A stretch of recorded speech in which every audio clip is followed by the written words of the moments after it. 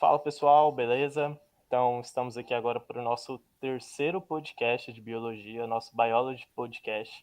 Hoje vamos falar de um assunto bem interessante, que é a comunidade de populações. Eu sou o Alexandre e também está aqui o Túlio Henrique e a Maria Isabela. Certinho? Fala um oi aí, pessoal. Olá, pessoal. Oi. Então, no tema de hoje, de comportamento animal, primeiramente a gente tem que saber o que é um comportamento, para a gente começar a discutir sobre esse tema. Em geral, o comportamento animal inclui todas as maneiras, todas as relações de interação entre esses animais, certo? Pode ser tanto animais de mesma espécie, tanto animais de espécies diferentes, entre suas variadas modos de interações, certo? E isso está presente tanto com os organismos das espécies, tanto com o meio ambiente. Então, você também vai ter uma interação de vários organismos em um único indivíduo. Até mesmo os lactobacilos que você tem, tudo que compõe a sua estrutura é uma comunidade de população. E isso vai interferir muito do nível que você está estudando a comunidade de população. Você está estudando ela num todo, como vou colocar aqui na imagenzinha para vocês. Se você está estudando ela como um todo, certo? No caso, desde do mundo inteiro, ou se você está estudando ela de uma forma bem mais restrita, como um único átomo, uma única molécula. Um exemplo bem clássico de comunidade de população é o seu cachorrinho, o seu cachorro, o gato, o animalzinho que você tem aí em casa. Quando você vai alimentar ele tem geralmente o costume de babar ou de ficar agitado, de querer aquele alimento. Isso já é uma interação, já é um tipo de interação para a comunidade de populações, que já é uma atividade, é uma mudança de comportamento que ele está tendo por sua causa. Quando você vai fazer carinho nele, ele fica mais dócil, ele começa a brincar com você está mudando a estrutura básica daquele animal, porque ele se sentiu interagido com você, ele começou a brincar com você. Então, logo, isso é um comportamento animal, você está interferindo naquele animal, certo? Então, essas interferências nem sempre são maléficas, né? Como muita pessoa pensa, tipo, um leão tendo que matar um animal. Beleza, isso também é comportamento animal, mas não precisa ser só coisas, como a gente pode dizer, coisas prejudiciais para algum, tá? Tem comportamento animal que é benéfico para ambos, como é esse exemplo, de você fazer carinho no animal, de você alimentar um animal. Isso é um comportamento animal considerado também aí na biologia. A biologia comportamental, ele é um estudo das bases biológicas e são evolucionários do comportamento. A biologia comportamental moderna, que é a que a gente estuda hoje nas ciências biológicas, ela se apoia no trabalho das disciplinas relacionadas, tanto a etiologia, a psicologia comparada e a biologia comportamental, certo? A etologia, ela é um campo da biologia básica que estuda a ecologia e a genética junto, essa interação de ecologia e genética, que a gente pode citar os átomos, as moléculas, os orgânulos, célula, tecido, tudo isso também vai ter essa interação com a genética e a gente denomina isso de etologia. A partir disso, a gente também tem a psicologia comparada, que é uma extensão do trabalho feito na psicologia humana, que centra em grande parte de estudar algumas espécies no laboratório. Você tem um pouco de psicologia comparada em animais até na antiguidade, só que antigamente não levava esse nome, né? Você vai ter vários experimentos, como o Vygotsky, que eles estudavam animais, que eles faziam essas pesquisas nos animais. E você tem casos clássicos, né, como o Darwin, por exemplo. Então, tudo isso entra no ramo da psicologia comparada.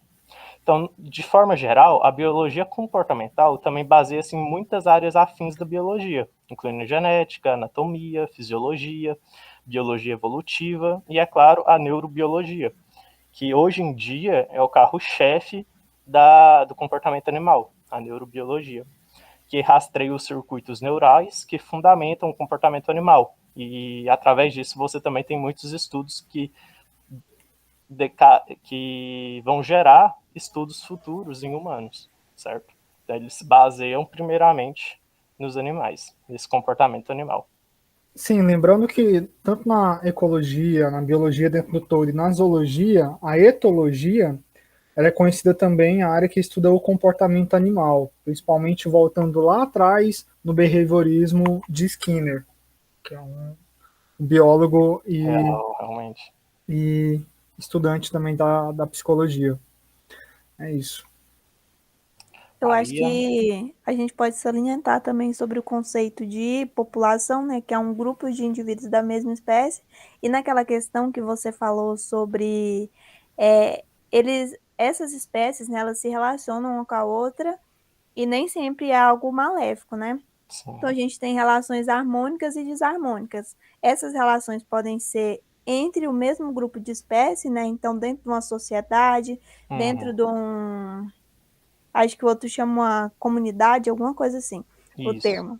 Dentro de uma comunidade, né, esses indivíduos da mesma espécie, eles vão se organizar, né, para poder estar desempenhando funções, né, e vai estar agregando na relação de ambos, né, todos vão estar ganhando com isso. Então, é algo harmônico, né. A gente também Uhum. tem indivíduos de espécies diferentes, então dentro de uma comunidade a gente tem indivíduos de espécies diferentes, e esses indivíduos de espécies diferentes, eles também podem estar estabelecendo relações harmônicas, como, por exemplo, mutualismo, né? E também a Isso. gente tem é, o que a gente mais vê não, são relações desarmônicas, né? Um exemplo a gente pode dar que a gente vê assim, muito aquela imagem do leão correndo atrás da zebra e predando a zebra. A gente também vê agora atualmente, né, que o parasitismo, que o vírus ele é um parasita das células, né? Então ele precisa das células para sobreviver e ele vai acabar matando aquela célula. Então essa é uma relação também desarmônica. Exatamente. Quando você fala, né, dessa questão de relações desarmônicas, relações harmônicas, a gente entra em um dos conceitos do comportamento animal, que são as relações ecológicas. Então, essas relações ecológicas, ela dá justamente por causa disso. Essa interação que acontece entre os seres vivos e que pode ocorrer tanto de espécies diferentes quanto de espécies iguais, né? Essas relações ecológicas, elas podem ser denominadas, no termozinho biológico, só para vocês ficar cientes, como interespecífica e intraespecífica. Ou, essas relações interespecíficas são relações que ocorrem entre indivíduos de espécies diferentes. Por isso que a gente fala que comportamento animal pode ser tanto de espécie igual quanto de espécie diferente, porque a gente trabalha, literalmente, trabalha com esses termos. Então você tem a relação interespecífica, que já é justamente uma relação estudada para espécies, indivíduos de espécie diferente, e a gente tem a relação intraespecífica, que já é justamente para estudar indivíduos de uma mesma espécie, certo? E daí você vai entrar vários termozinhos que a Maria disse. Como posso explicar essa relação de mutualismo? Deixa eu ver. Mutualismo geralmente são de espécies diferentes, né? Isso. E eles vão ter uma dependência mútua entre eles, né? Um indivíduo vai estar precisando do outro para sobreviver. E Eu nessa tava, que tava querendo um exemplo para o pessoal assim já entender de cara. sim, e nessa daí que você está falando, né, que são dentro da mesma espécie, a gente pode citar as formigas, né? Porque elas Sim. organizam uma sociedade ali todinha, cada um tem sua função, e se não tiver essa organização, não rola. Uhum, exatamente. Assim, no caso do mutualismo, né, é porque o mutualismo ele tem tanto no intraespecífica quanto no interespecífica. No de espécies iguais, né, tem essa questão da formiga. Agora, de espécie diferente, um exemplo bem legal que eu estudei na minha época de biologia, eu não sei se vocês também estudaram assim, que era a questão dos líquens. Então ele meio que ajuda na questão da fotossíntese. Isso é um mutualismo. Os dois estão sendo beneficiados e são espécies diferentes, entendeu? Então é um Sim, exemplo muito, muito bom. O Túlio vai saber bem melhor falar dos líquens, né? Que ele manja bastante da área de fungos, mas é isso, meio que os líquens ajudam essas algas para a produção de fotossíntese. E isso aí vai aí, assim, tem várias, né? Um exemplo também que eu estudei na época que eu apresentei um trabalho sobre nitrogênio, que era sobre as bactérias Rhizobiums, que elas ficam nas leguminosas e elas ajudam as leguminosas a associar nitrogênio. Então, assim, uma bactéria ela está ajudando a leguminosa a fazer associação de nitrogênio. Então, tanto a leguminosa é beneficiada, quanto a bactéria que está sendo hospedada ali na planta. Também é uma relação mutualística. Sim, perfeito esses exemplos, você deu.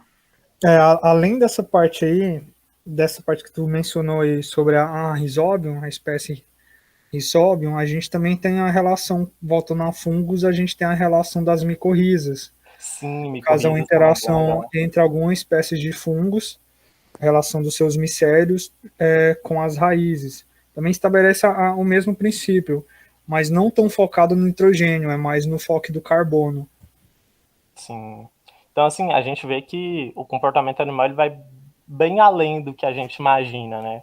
Uma simples fala, que é o mutualismo, ele já pode ser aí desmembrado em vários segmentos. Se é, o mutualismo é o que? Intraespecífica, interespecífica. Então já se tem um debate muito grande em uma área muito pequena ali da comunidade de populações.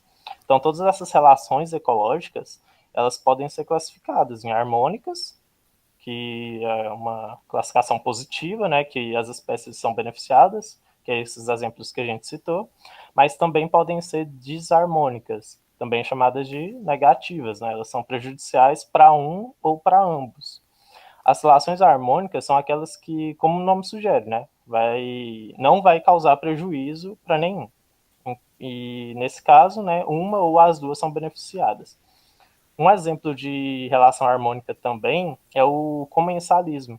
O comensalismo é uma das relações assim que na época de prova eu mais penava para achar exemplo.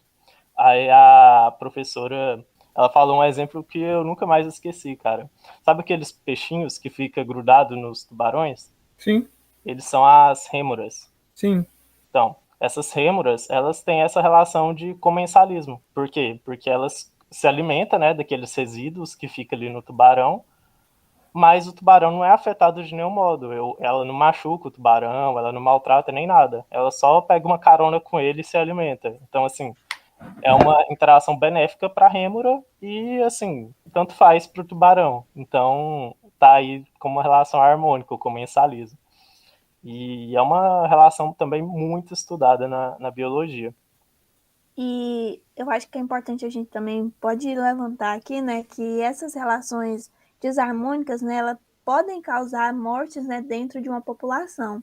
E a gente também tem que pensar que dentro de uma população tem uma taxa limite, porque vamos supor que não tem nada que está levando à morte daquela população, então aquela população vai ficar muito grande e já não vai ter mais o que ela se alimentar ali dentro daquela habitat onde ela vive, né?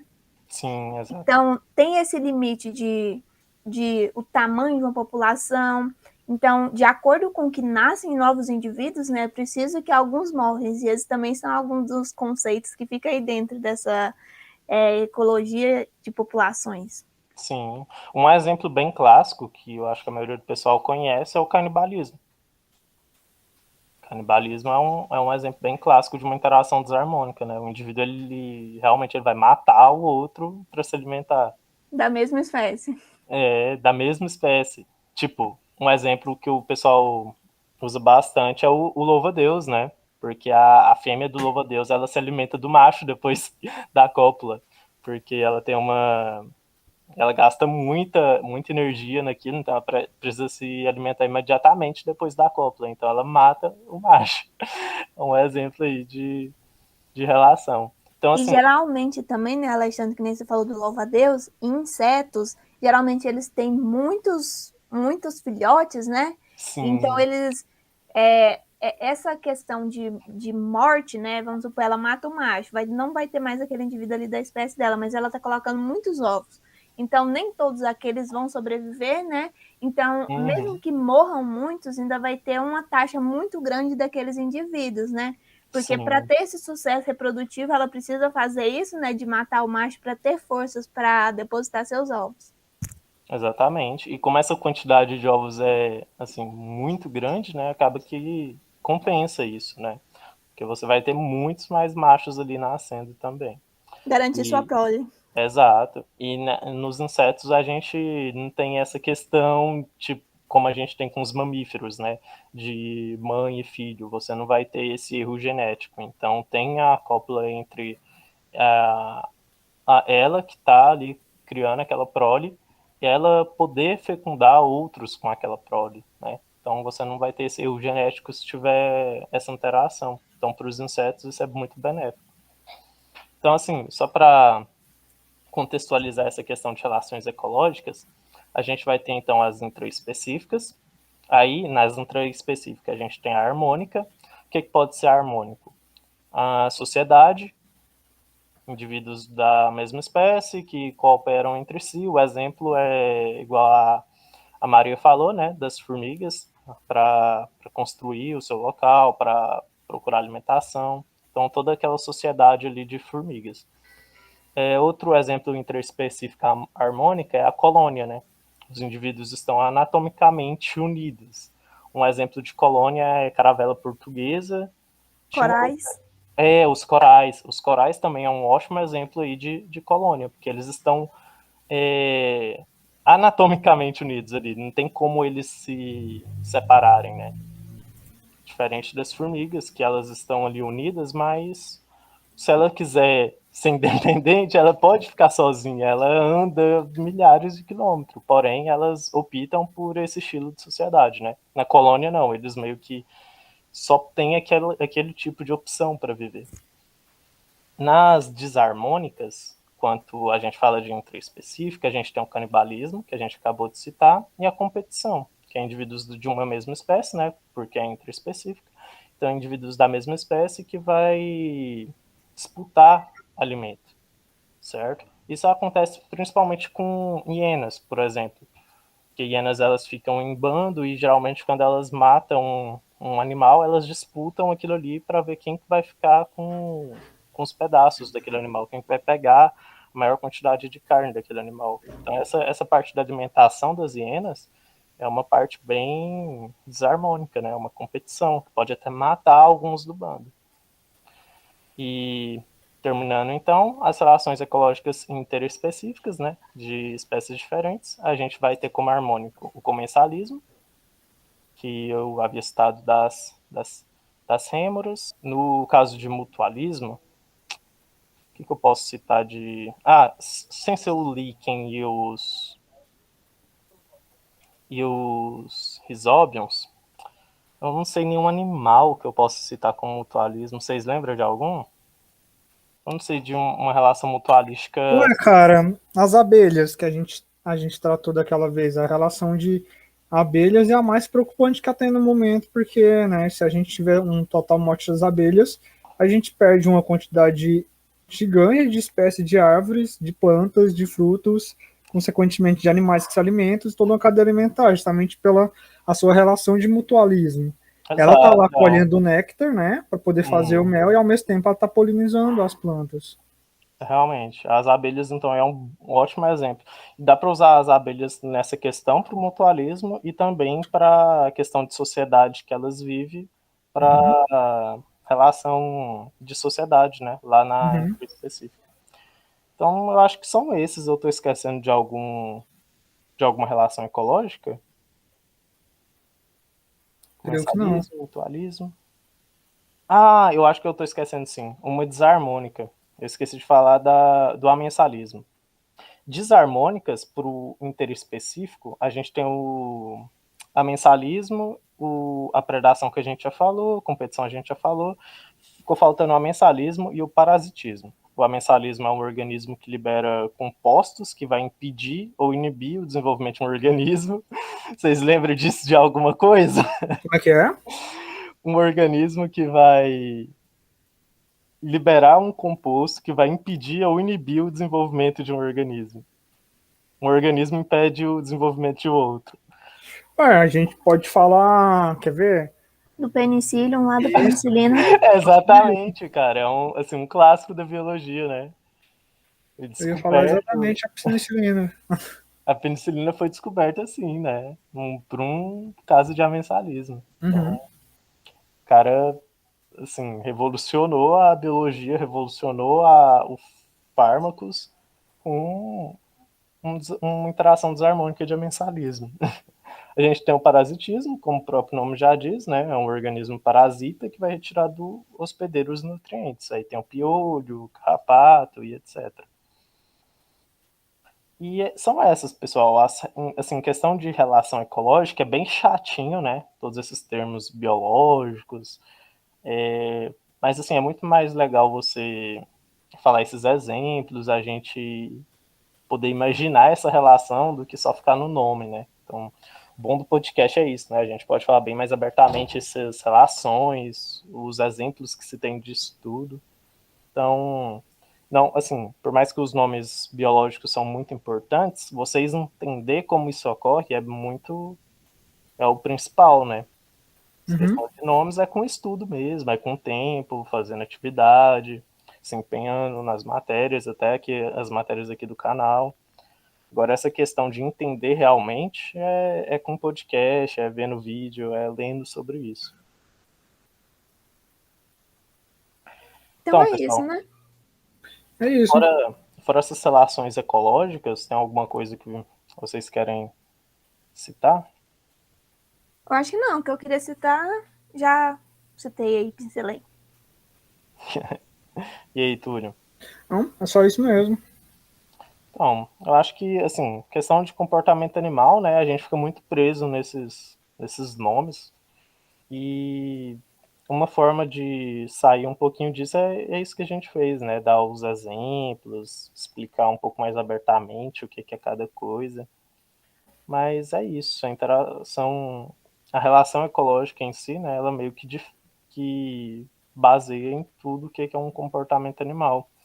O que vai diferir é se a gente em que a gente está estudando, né? No caso que a gente tem um comportamento animal a nível de população, comunidade, ecossistema, mas a gente podia brincar disso falando a nível atômico, por exemplo, que é um comportamento mutualístico a nível atômico, a nível de molécula, de orgânulo. Exatamente.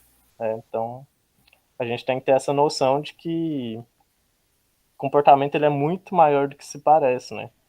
Se a gente for trabalhar com cada nível, isso aqui ia ficar infinito, né? A gente ia ter muitas interações aqui para dizer. Mas de forma geral e de forma que vocês entendam melhor os exemplos, a gente está dando exemplos que é mais palpável e que vocês vão conhecer, né? São animais mais comuns, comportamentos mais comuns que vocês conseguem entender essa relação. Pessoal, acho que é isso. Quero ver se mais para frente também eu vou gravar uma aula, né, de comportamento animal, então vai ter as atividadezinhas para praticar ainda mais essa questão. Então, acho que pelo podcast a gente fica por aqui. É isso então? Fechou para vocês? Sim. Show. Então, pessoal, muito obrigado para quem acompanhou até aqui. Espero que tenham gostado. Mais para frente vai ter aula. Aí na aula vocês se preparam que vai ter muito termo biológico, vai ter muita atividade para vocês fazer. E é bom que agora já está tudo exemplificado aqui para vocês. Conto com vocês nos próximos vídeos, conto com vocês nos próximos podcasts. Então, valeu e até mais. Até mais. Valeu, Até pessoal. mais. Tchau, tchau, pessoal.